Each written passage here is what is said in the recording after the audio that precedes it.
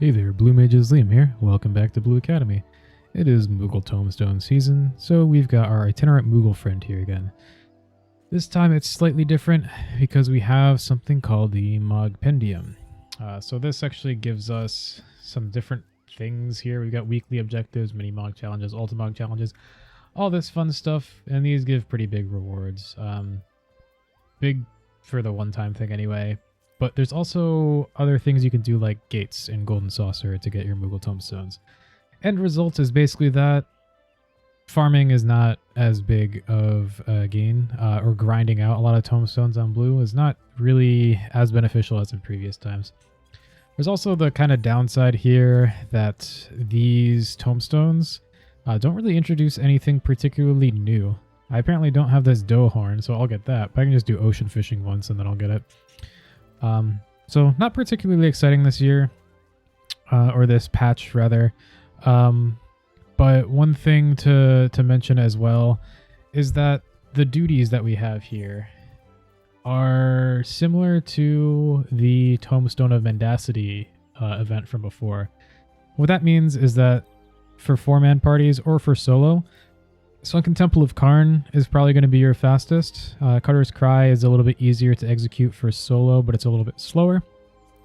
And then there's Castrum, which was the previous Tomestone's fastest, but it will not be as fast as Karn right now.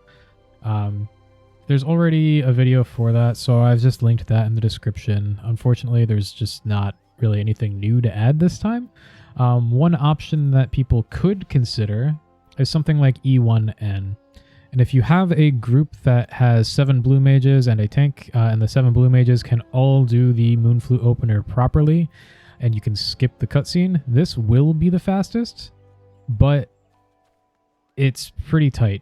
People need to know what they're doing. And the reason for the one tank is because the tank buster is just a random target otherwise. They made it so that in Shadowbringers, those sorts of things are role-based instead of aggro-based, so it's kind of annoying. Maybe that's just the first one. I can't remember. But anyway, 7 blue mages all doing Moonflute openers can blast through this, but it's going to be pretty tight. So like I said, there's not really anything new to add. There's just the older strat of Sunken Temple of Karn and Cutter's Cry. I'll link the video in the description below for that. And that's really all there is to it. They did say that there's going to be a second round of this thing, and maybe next time there will be some new stuff. So if there is, then you can expect me to actually look into things a little bit more closely, find some optimized farming strats, and, you know, do what I usually do. It's just that this time it's kind of the same as before. So that's all there is to it. Do some Karn, Cutter's Cry, do some gates, ocean fishing, PvP, all that fun stuff.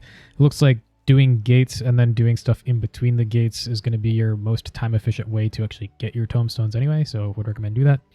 But as always, thanks for watching. Stay tuned for more Blue Mage content, and have a good Mog Tome event.